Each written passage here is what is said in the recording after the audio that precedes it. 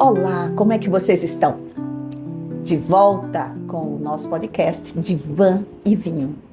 Um lugar onde a gente debate as coisas da atualidade, os conflitos e, ao mesmo tempo, degusta uma boa taça de vinho. Afinal, é para isso que serve a vida. Viver bem é uma escolha. Gente, eu hoje escolhi um vinho. Antes de apresentar a minha convidada, porque é suspense, né? Eu hoje escolhi um vinho que é um Malbec. É um vinho tinto, vocês sabem que eu sou fã dos tintos secos, já disse aqui a todo mundo, mas é um vinho macio, acolhedor, mas que também tem uma grande profundidade. Vamos ver se minha convidada vai apreciá-lo, né? E eu escolhi esse vinho em especial para essa convidada porque ela gosta de falar de infância. E assim como a infância, que é aparentemente simples, existe uma profundidade, uma complexidade muito grande. Então, o vinho que eu trouxe é o Pacífico, né, da região que eu amo, que é a região de Mendoza. Eu vou servir a minha convidada e vou apresentá-la a vocês. Eu adoro esse sonzinho do vinho caindo na taça. Bem-vinda, Muito obrigada, Renata Machado. querida. Vamos brindar a sua chegada aqui. Saúde. Muito obrigada por ter aceito o nosso convite. Vamos ver se você aprova esse Malbec. Eu que agradeço. Maravilhoso. Muito obrigada. Tal qual uma infância bem vivida. Exatamente. Hoje eu recebo Renata Machado. Ela é psicóloga, neuropsicóloga, com quase 2 décadas de experiência, apesar de ser uma menina. E presença muito forte, inclusive nas redes sociais, né? Mas, acima de tudo, é uma mulher que se dedica a compreender algo essencial, que são as relações iniciais, como elas moldam a nossa formação, o nosso caráter, a nossa estrutura, né? Então, eu gostaria de mais uma vez dar as boas-vindas a você, Renata, né? E eu gostaria de entender, Renata, né? Assim que eu sei que existe uma ideia que, de alguma forma, é generalizada, difundida, de que os transtornos mentais, eles geralmente são de cunho genético, biológico, quase como uma sina, inevitáveis, né? Mas eu acho que a clínica, de alguma forma, ela nos ensina que isso vai muito mais além, né? E talvez essa seja a questão mais inquietante. Eu gostaria de ouvir você. Perfeito. Bom, gente, é um prazer estar aqui com vocês. Nós que somos da área da saúde mental, a gente tem essa missão de vida, né? De levar conhecimento, de contribuir para o autoconhecimento das pessoas de alguma maneira. Então, é um prazer muito grande estar aqui. Obrigada, Débora, pelo convite. Falar de relações precoces, né, é algo que me enche os olhos, assim, me alegra muito, porque como você trouxe, né, muitas vezes as pessoas são rotuladas a diagnósticos, né, essa pessoa tem pânico, essa tem depressão, essa bipolaridade, essa tem ansiedade generalizada, e muitas vezes as pessoas chegam assim ao consultório, né, eu vim aqui para tratar o meu TAG, minha ansiedade generalizada, como se ela se resumisse àquilo, ou como se aquilo fosse, como você bem colocou, uma sina, né? Isso é herdado, porque minha mãe era ansiosa, meu pai era ansioso, eu era ansioso, então eu sou também. Mas a gente sabe que não é bem assim. Hoje a ciência, inclusive, já nos mostra que o ambiente ele é soberano. Ainda que exista uma propensão genética para o desenvolvimento de determinados transtornos, o ambiente que uma criança vive, isso molda muito do seu sistema emocional, da sua personalidade, das relações que ela vai estabelecer tanto na vida como com ela mesma. Então não tem como a gente olhar para uma pessoa que venha ou não com o diagnóstico e ver apenas um sintoma. A gente precisa identificar que aquilo é a ponta do iceberg. E o nosso trabalho é fazer esse mergulho profundo com essa pessoa, né? Dizer assim, vamos dar a mão e vamos mergulhar para ver o que tem ali embaixo, nas outras camadas que você não está conseguindo enxergar. E é aí que a gente começa a fazer um mergulho na história de vida. Muito bom, né? Veja, eu acho que a construção de uma personalidade, de uma estrutura, de fato, ela antecede aos sintomas, né? E eu costumo dizer, sabe, Renata, que que deu certo, graças à mãe. O que o deu errado, graças à mãe. Ou seja, a mãe não escapa disso, né? Então, é muito importante que a gente acompanhe, de fato, o que é que essa mãe, ela oferece para os seus filhos nessas fases mais tenras, mais precoces, porque é ali que ela está estruturando. E, às vezes, elas não conseguem dar o que as crianças pedem, né? E quando eu falo dar, não tem nada de material aí, não, né? Elas não conseguem validar o que as crianças demandam. Então, e também não sabem dar limites, que esse é um outro problema, né? Essa história do limite nos dias atuais. Como é que você vê isso? Esse equilíbrio, né, O Débora? equilíbrio. Eu costumo dizer muito assim, quando eu faço orientação de pais, que a gente pode e deve dar limites com afeto. As pessoas confundem muito os extremos. O autoritarismo é como se só existissem os extremos, né? O autoritarismo e a permissividade. Ah, mas se eu não grito, não bato, não castigo, então isso quer dizer que eu estou sendo permissiva com meu filho? Ou permissivo, né? Como no caso dos pais. Então, como é que vai ser? Eu vou entregar uma criança, um adolescente, um adulto frágil, fraco na vida, porque não aprendeu a lidar com frustrações? Eu costumo explicar que, na verdade, existe o caminho do meio, né? A gente não precisa ser autoritário, mas a gente deve ser autoridade e a gente não precisa cair na permissividade, porque tanto um como o outro é muito ruim. Eu costumo utilizar de uma metáfora que eu digo assim, você não precisa ser o Capitão Nascimento, nem o Sim Puff. Então, você precisa estar ali no meio do caminho. Então, você pode dizer não, mas explicar o porquê do não. Validar, eu estou triste, estou chateado, estou estressado. Eu entendo que você está frustrado por conta disso. Eu também me sentiria assim no seu lugar. Eu também já fiquei chateado quando tinha a sua idade, aconteceu a situação X, Y, Z, mas esse é o limite necessário. Então você vê que o limite ele pode e deve ser sustentado, mas ele não precisa machucar. Ele não precisa violentar, que é o que a gente vê muitas marcas no consultório, né, de adultos inclusive, que chegam com marcas da violência vivida na própria infância. Não só a física, mas a verbal principalmente. Isso é muito triste, né? Na verdade, essa história dos limites, eu acho que é um cerne fundamental nessa questão da formação e da estrutura de personalidade. Então, o que a gente vê hoje são pais, sem dúvida alguma, Renata, permissivos. Não sabem dizer não. E o que é pior, eles se antecipam aos desejos dos filhos, os filhos sequer demandam e eles já estão tentando imaginar o que é que pode trazer de realização para aquele filho e oferece de mão beijada, né? E acho que a vida não é bem assim, né? Eu sou de uma época, quase 7 décadas. Ninguém diz. Não parece. Eu sou de uma década que os presentes, eles só chegavam a uma criança quando era o aniversário ou o Natal. Agora já tem Dia da Criança, mas antigamente não tinha essa coisa de Dia da Criança, que é uma data comercial, né? Como é Dia das Mães, ok. Então, só existiam presentes nessas duas épocas. Hoje eu vejo as crianças, quando saem ou para o shopping ou para o supermercado com os pais, elas não conseguem, né, se conter e pedem coisas e os pais satisfazem. E quando os pais não satisfazem, elas fazem birra e dão um escândalo e se jogam no chão, etc. Tal. E para não passar vexame, o pai cede àquele capricho, o que é um equívoco extraordinário. Então, eu não sei como é que você vê isso no seu consultório, mas eu digo, olha, gente, precisamos de lei. Se não oferecermos lei aos nossos filhos, se não tivermos limites, você falou disso há pouco, nós vamos ter pequenos perversos, né? E a vida vai, inclusive, punir severamente esses transgressores. Então, eu acho que a gente tem que dar lei em casa, começar em casa, né?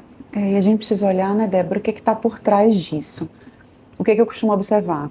Por trás da permissividade, normalmente existe muita culpa. A culpa pela ausência, a culpa por erros cometidos. Eu exagerei, eu vou compensar materialmente. Eu não estava presente, eu não pude ir no Dia das Mães da escola, eu vou ceder aos desejos. Uma coisa que eu gosto sempre de falar assim, uma coisa são as necessidades, outra coisa são os desejos. As necessidades, inclusive, principalmente as necessidades emocionais, devem ser atendidas, precisam ser atendidas. Mas os desejos, eventualmente. Porque existem desejos que vão prejudicar, existem desejos que não são adequados ao momento. E a criança, ela tem uma tendência de sustentar melhor o limite quando ela está nutrida emocionalmente. Quando ela já se sentiu vista, validada, e a gente pode até explanar um pouquinho mais dessas necessidades emocionais para as pessoas terem um pouquinho mais de conhecimento, né, do que a gente está falando. O que acontece, né?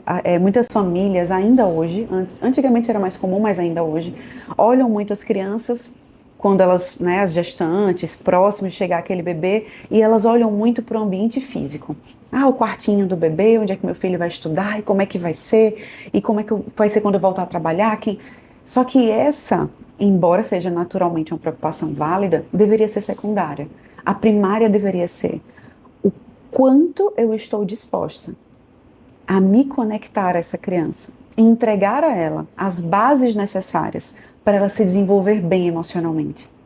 O quanto eu estou disposta a amar incondicionalmente, validar as emoções e dar uma sensação de pertencimento, para nutrir essa criança e que as outras necessidades venham com mais naturalidade, os limites, a autonomia. Porque o que acontece? O que eu vejo muito, né? Como eu te falei, quando um paciente chega até mim, independente da idade, né, mesmo que seja uma adulta, eu costumo olhar assim, o que aconteceu na história dessa pessoa, o que faltou na história dessa pessoa e que ela tem buscado compensar na vida, muitas vezes na vida adulta, nas relações. O que a gente vê? Quando falta, por exemplo, amor incondicional. Renata, mas o amor não deveria ser condicional? Não na infância. A necessidade de uma criança pequena é sentir que não importa o que aconteça, o que ela faça ou o desempenho que ela tenha, ela continua sendo amada. E esse é o primeiro terreno, digamos assim, que precisa estar muito bem estabelecido. Só que o que acontece? Normalmente a gente vê gerações que foram valorizadas pelo que faziam, pelo que sabiam, não por quem eram. E por isso a gente tem tantas pessoas, por exemplo, workaholics, viciados em trabalho. Por quê? Porque eu acredito que o meu valor enquanto pessoa está naquilo que eu produzo, no desempenho que eu tenho. Mulheres, por exemplo, as ditas mulheres guerreiras, que a gente vê muito, né? Principalmente nessa geração, as mulheres que dão conta de tudo, que aguentam tudo sozinhas, e quando chega uma fase da vida, desenvolvem um burnout, um transtorno de ansiedade. E por quê? Que elas seguram tudo sozinhas. E elas são centralizadoras, muitas vezes controladoras, porque elas aprenderam ainda muito cedo que o valor delas está naquilo que ela faz, naquilo que ela entrega. Então eu tenho paciente que me diz, Renata, mesmo quando eu tenho um tempinho no meu dia, eu não consigo descansar. É como se fosse um erro, é como se eu não pudesse, é como se eu não tivesse valor por não estar fazendo nada. Não merecesse, né? Não merecesse. Então a gente tem o amor incondicional, a gente tem também a validação emocional, que é algo que a gente vê demais, as repercussões, que são os famosos, engula o choro, você não tem motivo para chorar, tá com medo dessa bobagem, que coisa feia sentindo raiva do seu irmão. É quando os pais, de alguma forma, dizem para aquela criança que aquilo que ela sente é indevido. E a emoção, fica aí para os pais que estão nos assistindo, né? As emoções são sempre legítimas. O motivo que leva uma criança a se frustrar, isso sim pode ser trabalhado, conversado. Agora, a frustração é legítima, ela é real. O choro, a tristeza é legítima e é real. Quantas pessoas a gente atende que comem porque não conseguem lidar com as emoções, que bebem excessivamente, que buscam outras alternativas para evitar a dor, né? Para não atravessar a dor. Quantas vezes estão nas relações e diante de um conflito, quando o parceiro diz, o que foi que aconteceu? Nada. Por que nada? Porque eu não aprendi que o que eu sinto possa ser externado. Possa ser externado, é importante, e o outro vai valorizar. Então, o efeito da invalidação emocional. E um outro tripé aí, né, os básicos, digamos assim, a sensação de pertencimento. Aquela sensação de eu tenho um lugar aqui, eu sou importante por quem eu sou, eu faço diferença aqui. E aí a gente vê, por exemplo, as repercussões, né, na vida adulta, quando algo nos fere muito, quando a gente se sente de fora. Um convite que não veio, um grupo que não acolheu, e aquela sensação que dói profundamente. E isso, na verdade, revela uma dor da infância, né? De uma necessidade emocional que não foi atendida. Entendi. Adorei essa explicação, viu, gente?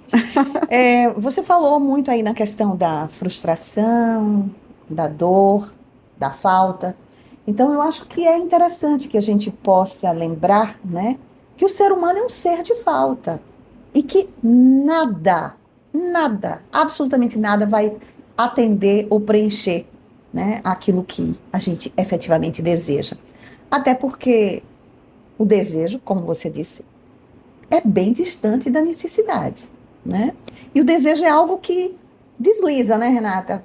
Hoje eu quero a boneca, quando eu conquistar a boneca já não é bem a Isso. boneca, eu quero a boneca e quero um carrinho de maquiagem. Quando as maquiagens chegaram não era bem isso, era a bota da Xuxa. Acho que Xuxa é do meu tempo, gente. Pelo amor de Deus, eu não sei quais são os ídolos da E de atualidade. agora, da Peppa Pig. Pronto, vocês entenderam. Então, e eu tô numa fase, viu, Renata, que hoje eu sou avó.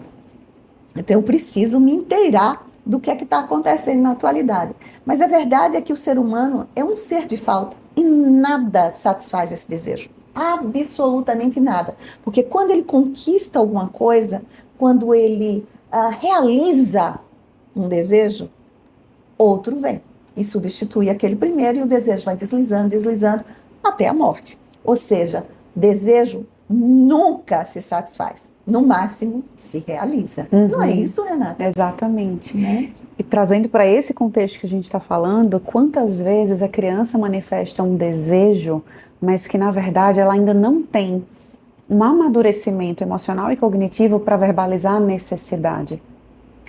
Quantas vezes eu atendi, nesses 18 anos de jornada, nos meus 10 primeiros anos de clínica, eu atendia também as crianças. Hoje eu não atendo mais, atendo adolescentes e adultos.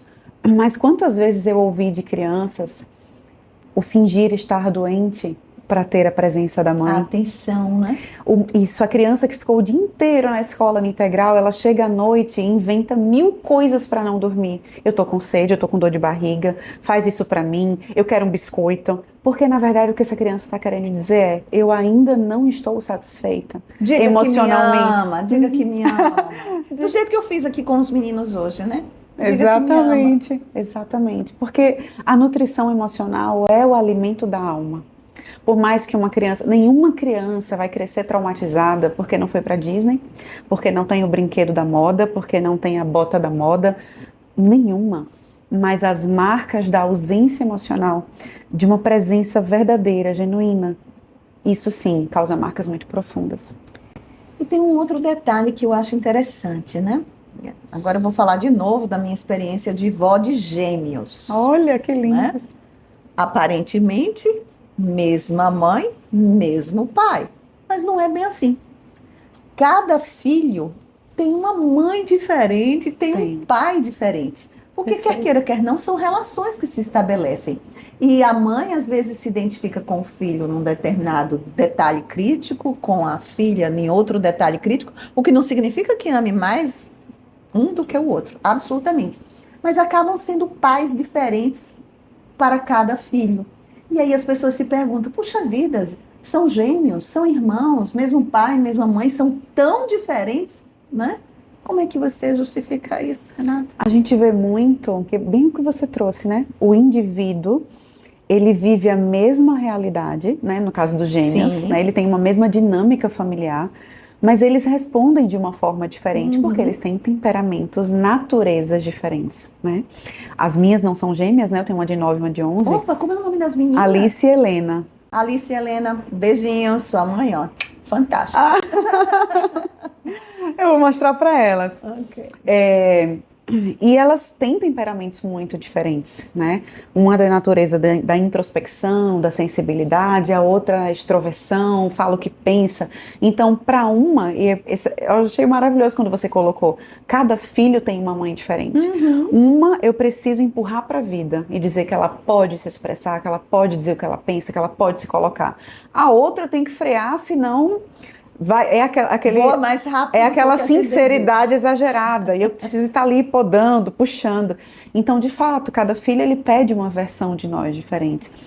E num olhar mais profundo, cada filho também nos gatilha num lugar muito diferente. Às vezes, olhar a dor de um filho conversa com a dor que a gente viveu na nossa história. Né, das nossas dores de abandono, aí já vem as feridas emocionais, né, de um abandono, de uma rejeição, de uma sensação de humilhação. Quantas vezes uma criança que sofre bullying, a mãe deprime, Ah, porque eu não suporto ver a dor da minha filha. Sim, a gente sofre enquanto mãe. Mas aí, quando a gente vê uma dor muito profunda no adulto, é porque de algum modo aquilo é um espelho. A dor da filha mostra, na verdade, que existe uma dor nessa mãe A ferida narcísica, que não né? foi vista ainda, né, Uhum. elaborada. E o que é importante é que essa mãe possa ressignificar o que viveu lá atrás para dar conta do seu presente com os seus Perfeito. filhos, né? E o que eu entendo é que muitas vezes as mães elas pedem ajuda para os filhos, mas na verdade quem precisam de ajuda são elas, Com né? certeza. E eu também tenho uma outra teoria, sabe, Renata, que quando as mães estão bem, os filhos estão bem, né? É E aí ela vai verdade. lidar melhor com as estruturas psíquicas que são diferentes de cada filho, Perfeito. né? Tudo É mais ou começa na menos. mãe. Aham. Então eu diria assim que a relação entre crianças e pais acabam sendo um terreno fértil, digamos assim, para os problemas psíquicos futuros.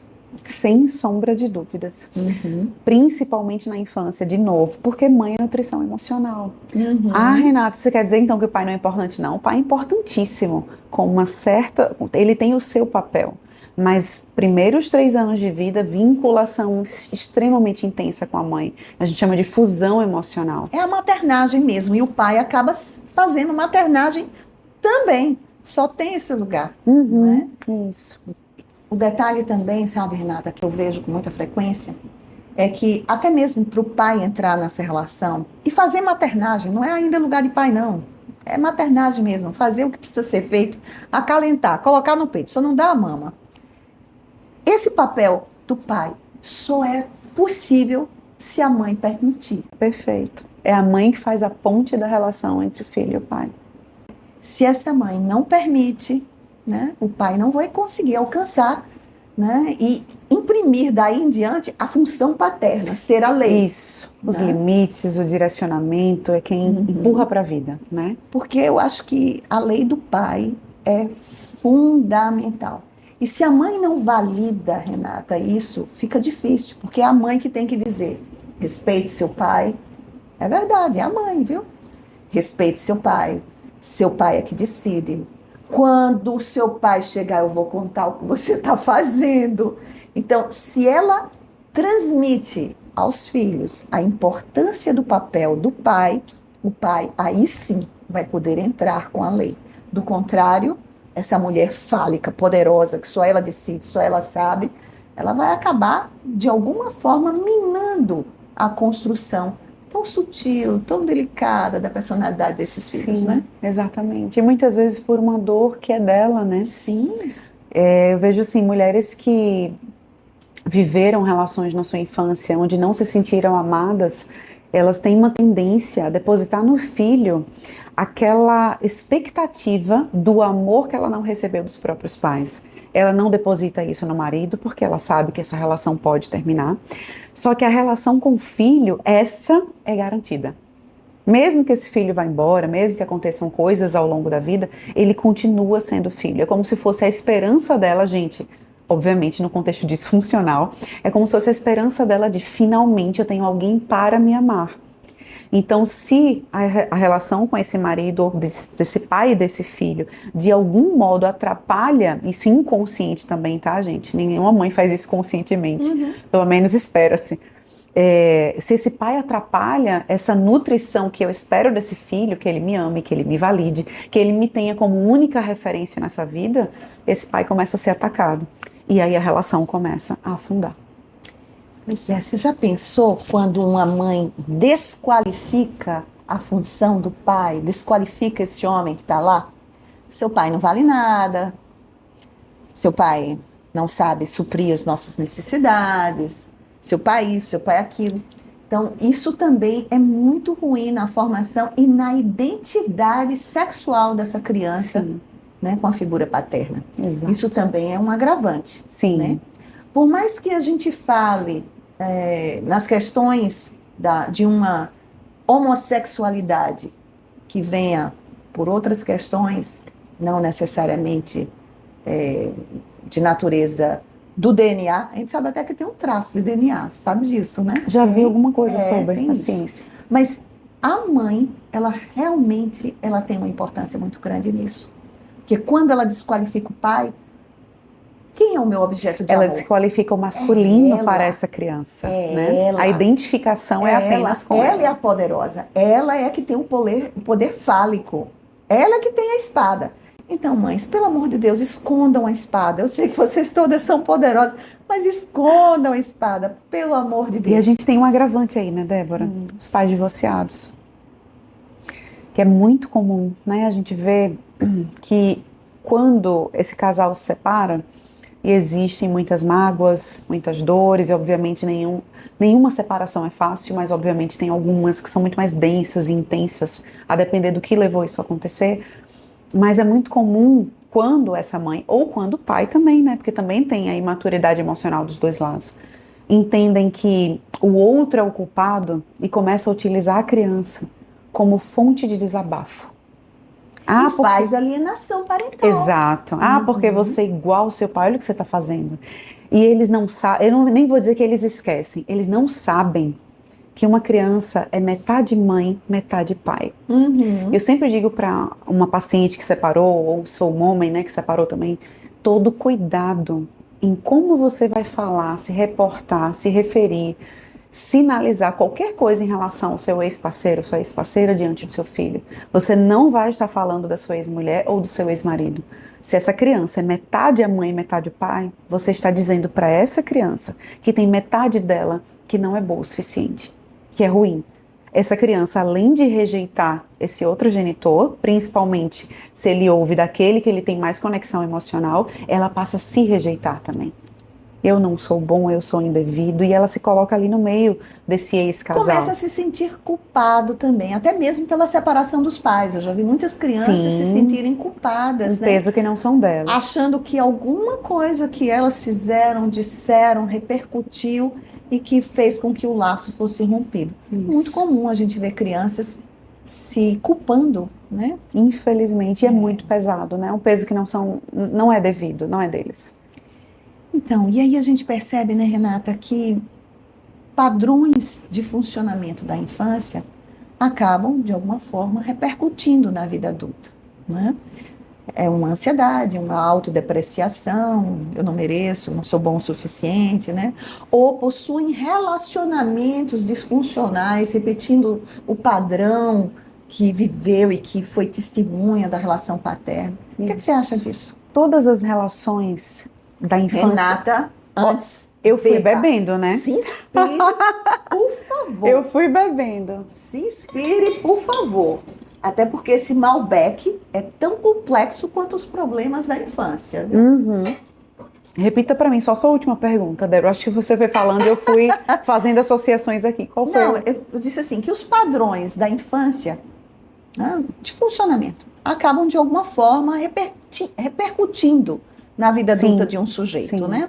Então, a ansiedade que ele vive hoje, sem dúvida, pode ser uma repetição de um padrão de funcionamento lá atrás, a autodepreciação também, ou mesmo as relações disfuncionais que ele tem durante a vida, as escolhas.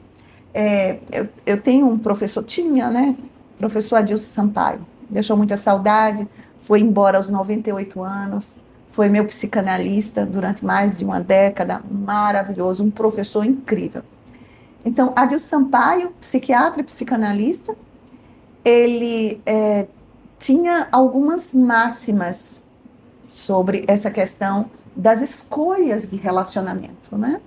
E ele dizia que a gente escolhe um amor por um detalhe crítico que tem a ver com o seu pai, que tem a ver com sua mãe, né? Perfeito. Então, é por aí. De alguma sorte, aquilo que você viveu, vivenciou, testemunhou, repercute em quem você é hoje e a sua dinâmica funcional. Isso. Na minha abordagem, a gente chama de padrões familiares, né? Padrões então, familiares. Então, a gente identifica no outro, inconscientemente, um padrão que é familiar. Naturalmente. Anteontem, eu estava na Rio FM, a gente estava falando sobre feminicídio, né? E a pergunta que é uma loucura, né? Nossa, foi. Está sendo, Tem né? sido. Tem sido. E a pergunta do Messias Carvalho foi assim, o que leva tantas mulheres Porque antigamente se pensava, são mulheres com baixa instrução, apenas dependentes financeiramente, que se mantêm nesses relacionamentos. E hoje a gente tem visto outras realidades e que está, na verdade, lançando luz para algo que não se via ou não se conversava sobre. O que faz determinadas mulheres permanecerem em relacionamentos abusivos, mesmo quando elas têm total capacidade cognitiva e financeira de não estar mais ali. E aí a gente vai e cai na dependência emocional. Se submete, né? Exatamente. E aí a gente precisa olhar... Em nome de quê, Renata? Da dependência emocional. O que ela aprendeu sobre amor? Será que ela aprendeu que amor é igual a tensão, a medo e a violência? Porque quem sabe ela presenciou na casa dela, quando ela era criança, entre os pais, situações de tensão, de estresse. Meu pai chegava, bebia e ficava todo mundo tenso. Meu pai chegava, bebia, brigava com a minha mãe. Ou meu pai não bebia, chegava do trabalho, ninguém podia falar nada, porque ele dominava. Ou seja, o que essa menina, enquanto criança, está observando sobre dinâmica de relacionamento, presença do masculino? É aquele que impõe, é aquele que se coloca de uma forma amedrontadora, muitas vezes. Então, essas mulheres, elas sofrem, obviamente, mas elas de algum modo se atraem por essa dinâmica, porque essa dinâmica lhes é familiar. Eu conheço, isso é familiar a mim. Eu sofro, mas será que eu não deveria dar mais uma chance? Mas ele falou que agora vai mudar e as coisas voltam a se repetir. Até o sofrimento ser tão intenso e tão grande que ou ela sai e precisa sustentar, eu costumo dizer assim, que a dificuldade delas não é decidir que não quer mais. Muitas acordam todos os dias e a primeira coisa que elas dizem para si mesmas é: eu não quero mais. Mas elas não conseguem sustentar esse distanciamento, a vida sem essa pessoa, né? E aí é onde a gente precisa trabalhar esses padrões, que a gente chama de disfuncionais. Então, esses padrões disfuncionais, essas relações disfuncionais, não diz respeito necessariamente ao hoje, ao presente, né? Mas a algo que foi vivido e que inconscientemente se repete e se faz presente, e que é preciso que esse sujeito passe a se conhecer um pouco melhor. Daí a importância da psicoterapia, qualquer que seja a linha psicoterapêutica, viu? Qualquer que seja a linha, eu acho que todas elas, quando feitas com um bom profissional, elas trazem bons resultados. Porque a proposta de qualquer psicoterapia é fazer com que você se conheça mais, né? Que você saiba fazer melhores escolhas. Isso. E como você mesma disse, não basta fazer a escolha, sustente o desejo da sua escolha e pague o preço, né? Porque o preço é que é a grande chave para que você se mantenha ou não se mantenha numa relação abusiva. E o que eu tenho visto, Renata, eu nunca vi tantos feminicídios quanto na atualidade, né? É verdade. Todo dia a gente tem notícia nacional ou localmente de um crime hediondo e que nos assusta, e de pessoas que estão ali do nosso lado e que a gente sequer imagina o que está se passando. Uma vida estruturada, né? Exatamente. Então, a gente tem que pensar muito sobre as nossas escolhas. Que tipo de escolhas que estamos fazendo? E o processo psicoterápico nos dá esse gancho, né? Escolher viver bem, escolher viver melhor. Perfeito, de forma consciente, né? Um presente para você. O que é que tem escrito aqui, minha amiga? Viver bem é a minha escolha. Amei, que lindo. É sua. A gente tem muitos gatilhos. Eu não tiro a minha para nada. Linda. E obrigo todo mundo a usar uma. Gostei. Todos os meus clientes usam. Veja, a gente tem muitos gatilhos negativos, Renata. Inclusive trazidos de frustrações, de traumas infantis. E que a gente nem percebe aquilo que nos mobiliza. Então, é importante, e um processo psicoterápico traz isso, que você perceba que lugar que você efetivamente ocupa e que lugar você precisa ocupar para se subjetivar, né? Enquanto sujeito. Você é muito mais do que o que julgam, do que o que dizem, do que o que pensam. Você é outra coisa, além daquilo que é visto, né? Perfeito. Então, a necessidade da subjetivação, de uma nova subjetivação, ressignificar os traumas que você viveu lá atrás, eles são fundamentais para que você faça novas escolhas. Porque viver bem é uma escolha. Viver mal é uma escolha. Mas viver bem é uma grande escolha. Né? Exato. Dentro desse contexto, Débora, eu gosto muito de dizer para as pessoas também assim, que embora aquilo que aconteceu, né, deixou marcas, como na vida de qualquer Sim, pessoa, claro. mas isso não diz sobre quem a gente é. Isso diz Perfeito. sobre o que o ambiente em que a gente cresceu pôde oferecer. Perfeito. Pais cuidadores, porque a gente sabe que existem outras figuras de cuidado que são extremamente importantes, né? Tem muitas crianças que são criadas por avós, por uma tia, tem uma professora de referência na escola que marca a vida. Então é muito daquilo que o outro pôde entregar, daquilo que o outro dava conta, não do que a gente merecia receber. Poxa, você é maravilhoso. Vou brindar. Vou brindar. Gente, cada um só dá o que tem e o que pode. Só E a dá o gente que tem pode. que aprender a ressignificar. E mais, sabe, Renata? A gente tem que aprender a perdoar, Sim, né? Eu acho fundamental. Não que eu precise dizer, olha, eu te perdoo pelo que você fez, ou o que você costuma fazer, ou da minha infância assim, assim. Não, não, não, não um é processo interno, né? processo externo. Então eu acho que o crescimento é algo doloroso, Exatamente. muito difícil. E se você não aprende a se conhecer, a se respeitar, perceber os seus limites e tentar ser um ser melhor, né? Amadurecer. Eu acho que as coisas não vão acontecer na sua vida enquanto você não pagar o preço da mudança, o preço da transformação.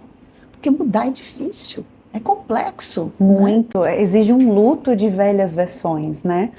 Inclusive dessa versão do vitimismo, muitas vezes, né? Minha vida está assim porque olha o que fizeram comigo. Então, se colocar como protagonista é assumir o luto desse lugar, dessa postura que não cabe mais, Perfeito. né? Então, a gente está falando de alguma forma, né, nessa possibilidade, num processo psicoterápico, de reconstruir aquilo que faltou lá atrás, na nossa infância. Mas que a gente não precisa ficar fixado naquilo ali.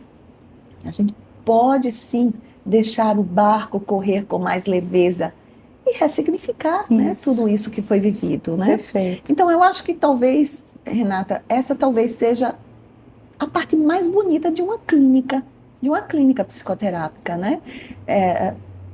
Dar instrumentos para que esse sujeito se perceba Uhum. e para que esse sujeito perceba quão rico ele é e quão pouco valorizado ele se sente. Não é que o outro valoriza ou deixa, né? A coisa do merecimento e tirá-lo daquilo que você chamou de vitimismo, né? Uhum. Eu acho que isso é muito importante, né? Porque eu acho que aquilo que não foi dado, que não nos foi ofertado, oferecido, ele pode ser, sim, simbolicamente reconstruído, né? Pode, Eu com acho que pode, certeza. né? Então, eu acho que não é uma questão da gente se apegar ao passado, mas ressignificar tudo que nos aconteceu, né? Eu gostaria, sabe, de conversar com você sobre isso que você se propõe, ser mentora de mães. E eu sei que você está escrevendo um livro, justamente. Por favor, fale sobre o seu livro, por favor. Ai, que delícia.